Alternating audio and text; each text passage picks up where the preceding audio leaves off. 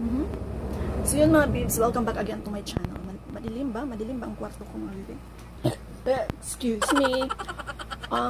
So yun mga babe, medyo nag-relax tayo ngayon mga babe dahil kararating ko lang, no? And yun na nga, ang sabi ko sa inyo, di ba kahapon hindi tayo natuloy sa Kapa, no?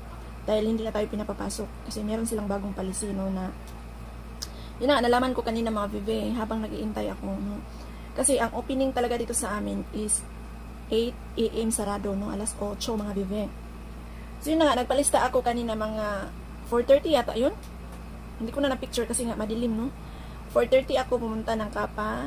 Siyempre, nandoon na yung guard nila nasa labas. Siguro mga 10 pa lang kami, 10 lang yung mga tao na nadatnan ko doon mga bebe. Pero, pang 48 na ako, no? Sa attendance, no? Pang 48 ako mga bebe. So, medyo nasa unahan tayo mga bebe. So, yun nga, after ko makapag-attendance mga bebe, umuwi tayo sa bahay, nag-relax tayo, nanood ng Chinese drama, nagluto at kumain, no? Kasi alas 8 pa naman yung opening nila.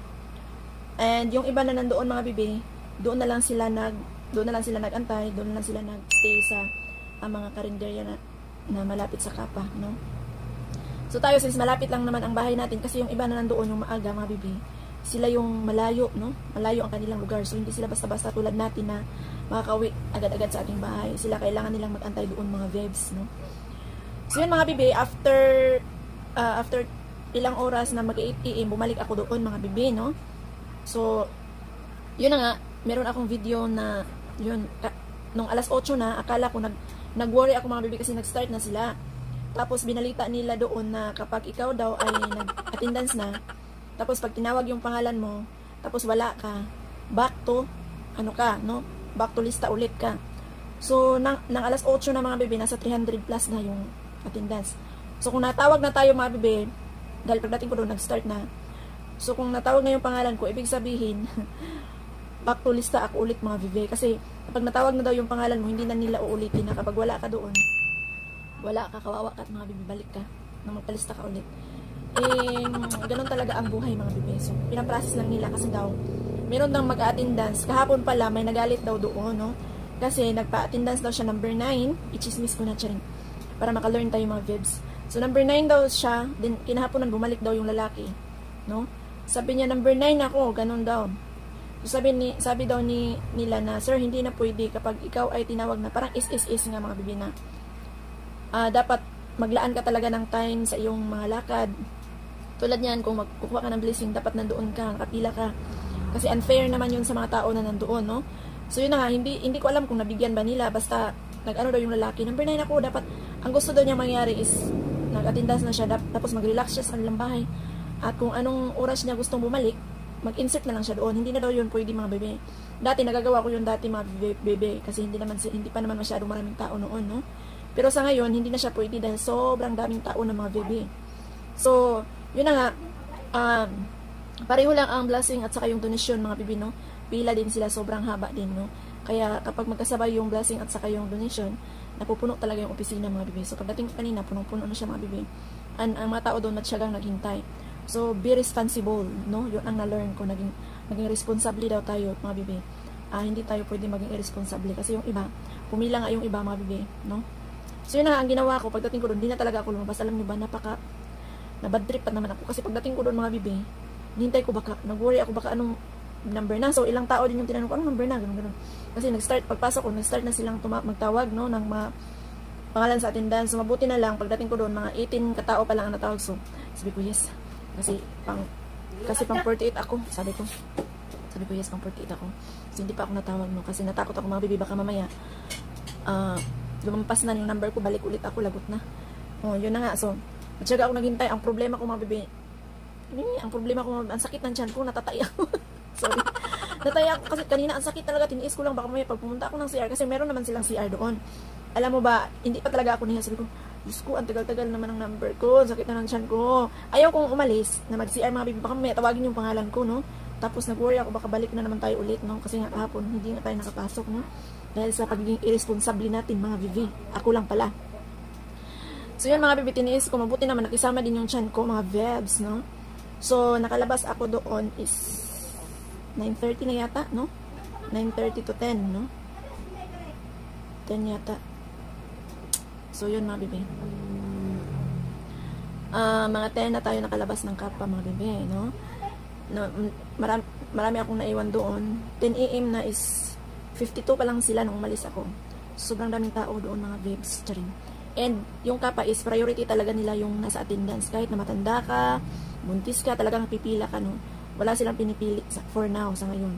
Siguro maaano din nila yung mga, kasi di ba pag sa is ka, mayroong priority lane yung matanda at saka yung mga buntis, no? So, dyan sa kapa, wala pa akong nakikitang priority lane mga bebe. Charing. So, yun na nga, hopefully successful tayo ngayon. And iniisip ko nga kanina habang nakapila ako, naku, wala lang akong charing.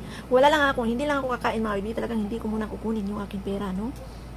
Ang ano kasi natin, marami tayong babayaran, may tubig, kuryente, syempre kakain tayo, no?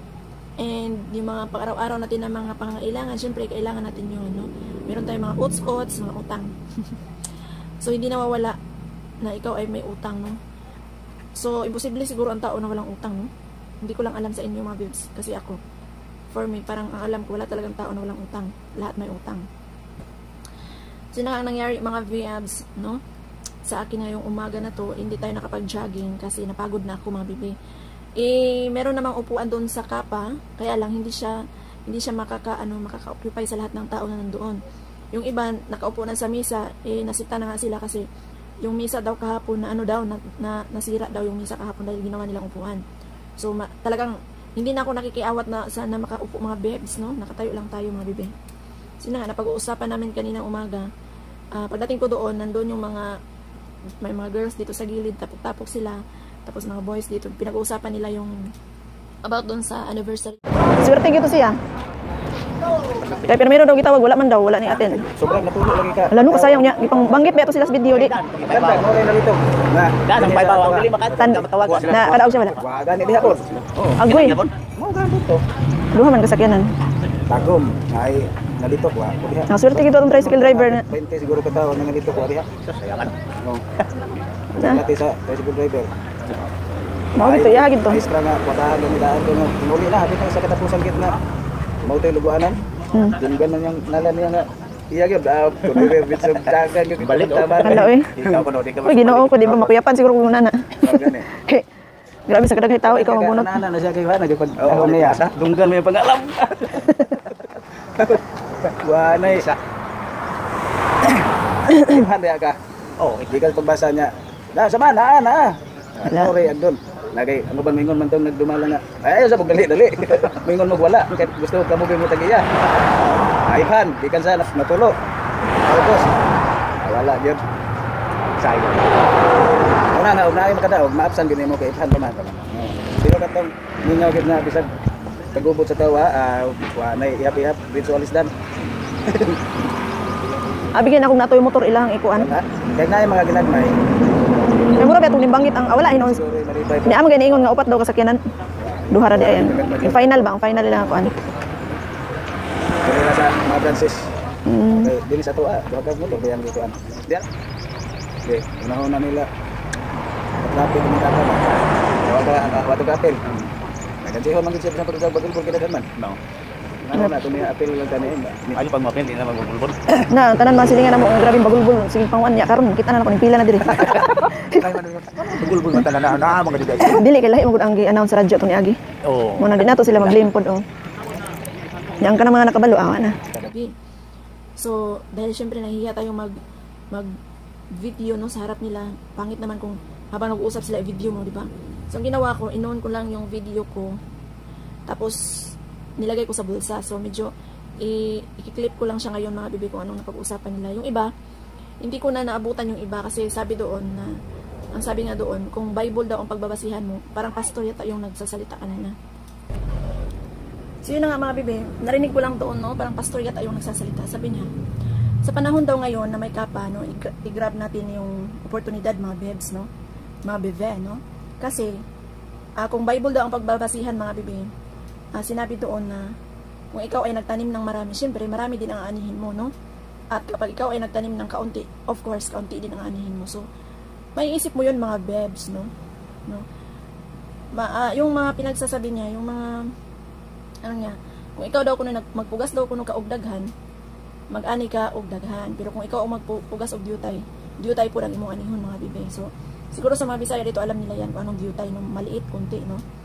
So parang sinabi niya doon na oportunidad kung malaki, no, dito sa kapa kung malaki ang ilagay mo. So syempre lisod po kung maliit ang imuhang madawat mga bibe. So hopefully magiging malaki yung maitanim natin. So charing. So yun na nga mga bibe. Sabi ko na ano ko rin na parang nakisali din ako sa usapan ng matanda, no. Sabi ko nagtaka ako, sabi ko gano'n, charing. Sa lahat ng mga babae doon mga bibi, ako lang ang sumali doon sa usapan ng mga matatanda, no. Sabi ko na chismosa kasi ako, charing. Sabi ko na kakahiya mga bibi, baka mamaya panood ko ng tagakapa. Sabi ko na yung mga kapitbahay namin noon, nilalait-lait nila yung kapa, chismosa ako, charing. Nilalait-lait nila yung kapa, pero ngayon nakikita ko na sila na nakapila, na tumawa silang lahat. Sabi kagad yung isang lalaki na ano daw sila, nakikinig kasi daw sa radyo, kasi iba daw yung balita ng radyo, no. And sa ngayon parang nag-ano daw sila, yung naminaw sa panahon mga bibi. Ano bang Tagalog niya, no? Parang naminaw daw sila sa panahon. And so far medyo lumaylo na yung chismis dito sa amin. Hindi ko lang alam kasi hindi na ako nakikinig ng radyo, no. Naglaylo yung mga chismis dito sa amin about sa kapa mga bibi. So kaya minsan yung donation mas madami ang nagdo-donate dito sa amin, no. Meron pa ako nakikita na nakabas, sumakay sila ng bus, ito sila dyan, madaling araw pa, nakita ko talaga mga bebs, no. Hindi ko lang kanina na video dahil madilim, no. Madilim, baka mamaya pag nag-video ako, medyo makaisipin na parang baliw ito, mabahin ito, baka mamaya mapansin na nila ako mga bibi na laging nag-video, baka kasi kanina habang nag-video ako ng mga clip, tinitingnan ko lang mga nag-video, seryoso talaga sila na hintayin yung kanilang blessing. And meron ding through attendance kasi yung ginagawa nila mga bibi, meron ding sisingit-singit sa linya pero mahuhuli din, mapahiya din. So yun na nga, magiging responsable tayo kung tinawag ang pangalan natin, saka na tayo pipila mga bibi para hindi tayo mahiya. Kasi meron na namang pumila kanina, parang umiksit siya yata, pero na-check ng guard kasi diba, unfair yun sa iba. Tsaka kararating lang niya, tapos sisingit siya doon, parang hindi naman din maganda mga bibi. No, magiging responsable tayo at dapat tingnan natin yung iba na naghirap nga silang pumila, naghirap nga silang pabalik-balik, tapos tayo isisingit lang, parang makonsensya naman tayo mga bebs, no. Kaya mula ngayon, charing, mula ngayon mga bibi, magiging responsable na ako. Hindi na ako magiging irresponsible lalo na sa attendance mga bibi. Kasi ilang beses na ako naglista lang, uwi sa bahay, tulog, tapos yung balik, tapos sisingit na kagad ako, ganun. Kasi ang nasa isip ko, nag-attendance na ako eh. So kanina nalaman ko na hindi pala yun pwede. Kailangan nandoon ka kapag dapat pumila ka para hindi maging unfair sa iba. So doon marami tayong nakikilala, marami akong kasabay kanina na mga kakilala ko noon pa, doon kami nagkita mga bibi. Sabi nga niya sa akin, nandun ka ba yung mga customer ko sa buhok noon, nakita ko doon. Ma'am, nandun ka ba sa salon nyo? Ganon. Oo, nandun pa rin ako. Siguro nagtaka siya, bakit nagsasalon ba ako tapos nagkapa? No? Kasi yung iba, yung mga, merong iba dito na may business, huminto sila sa kanilang business mga bibi dahil nagkapa na nga lang sila. Yun nga. Pero ako hindi ako huminto, charing. Magriban pa rin tayo mga bibi. Walang nagbago. Walang nabago mga bibi. Kung ano yung meron tayo noon, ganon pa rin hanggang ngayon, no? Charing, kasi exercise naman yun. Kain pala tayo mga bibi. Kasi na nga, meron ako mga clip-clip dyan. Kaya tingnan natin kung tatanggapin ni Lulu Whitey. Mag-shoutout din ako mga bibi. Isa-shoutout ko yung, tingnan ko mamaya kung sino yung mga nag-comment mga bibi sa akin live kaninang madaling araw ba yun? No, tingnan natin kung sino yung mga nag-comment doon mga bibi. No? Salamat nga pala doon sa patuloy yung pag-subscribe sa akin mga bibi. No, yung mga baguhan pa lang, maraming salamat. Meron din na nag-comment kanina na ano daw, matagal na daw niya akong tinitingnan. No, pero kanina lang daw siya nag-comment. No, maraming salamat sa iyo, madam. Shout out sa iyo, madam. Titingnan ko kung ano doon, anong pangalan mo, no, isusulat natin. Iano lang natin, try natin kung papasok ba ito mga bibi. Pero kung hindi tayo kung meron tayong malabag na naman ng mga ni Whitey, kailangan natin isulat na lang at i-shout out ko na lang, no. Kung mali ang pagkakabigkas ko mga bibi, at least maintindihan nyo, pasensyahan nyo na lang ako, charing, no. Yun na nga mga bibi, yun lang mga bibi. So much, and of course, kung saan man kayong sulok ng mundo mga bibi, mag-iingat kayo mga bibi, no. So, dito ko na lang mga bibi tapusin ng aking vlog. Naging successful tayo and of course, magiging responsable na tayo sa susunod nating pagpunta doon sa Kapa mga bibi, no? So, yun na nga, meron na, hindi ko alam kung fake news or chismis ko lang ng kaunti mga bibi ha. Kasi onliner ako, mahilig akong mag-copy-paste, no? Mag-copy-paste ng mga kwarta, no? Mga pera, pero actually, hindi ko naman yung pera mga bibi. Kumbaga, meron lang nag-post noon, tapos i-copy-paste ko, kasi syempre online tayo mga bibi, kailangan ng patunay. So, meron daw na masakir, no? Kasi, tinambangan daw, hindi ko alam kung fake news, kasi sa Facebook talagang nag-trending siya mga bibi. No, online seller daw siya mga bibi, tapos pinost daw niya doon na, ngayong araw na to, kukuha na kami ng blessing, parang gano'n, no? Kukuha na kami ng pera namin sa online, ito, ganito, ganyan, ganyan. So, yun, meron na palang nakaabang daw sa kanya na masasamang loob. Tapos tinambangan sila ng asawa niya. So buhay daw yung anak niya and yung mag-asawa patay. So hindi ko alam kung fake news siya kasi trending sa Facebook or basta yun lang, chismis. Yun na nga, sa mga friend ko na nandito, mag-ingat-ingat tayo and mula ngayon, magiging responsable na taraw ako mga bibi. Charing, hindi na taraw ako magpo-post ng mga pira-pira pero hindi ko naman pira yun mga bibi ha. Mga copy-paste ko lang yan sa wall ko sa Facebook, no, yung mga pira-pira. Actually, hindi naman talaga ako nagpo-post ng pira-pira, charing. So, yun na nga mga bibi, iniiwasan ko na yun kasi maraming nagsasalita, lahat na lang pag ganun ko sa Facebook ko. Maraming doon nagrereklamo kasi nung Sandida walang Facebook. Tapos maraming mga fake news, no? Sinisend nila sa messenger, no? Tapos basta marami mga bibi, kaya yun lang ang alam na para maka-learn din kayo na ingat-ingat sa pag-post ng mga pira-pira natin, charing. So dito na lang ako sa YouTube manggugulo sa inyo mga bibi, no? Subscribe and thank you sa mga mag-subscribe at sa mga manonood. Maraming salamat sa inyong lahat, mga babes, no? God bless sa inyong lahat. And yun lamang po. Ay, I'm sorry mga bibi, hindi ako nakapagtanong pala nga kanina mga bibi sa issue, no? So, naku, nakalimutan ko sa dami ng tao. My goodness. Yun naman pala talaga ang itatanong ko dapat doon. So na lang mga bibi, so baka mamaya meron akong balita bukas or araw-araw naman ako magba-vlog mga bibi. So yun lamang mga bibi, God bless you sa inyong lahat and mag-ingat kayo. Bye-bye!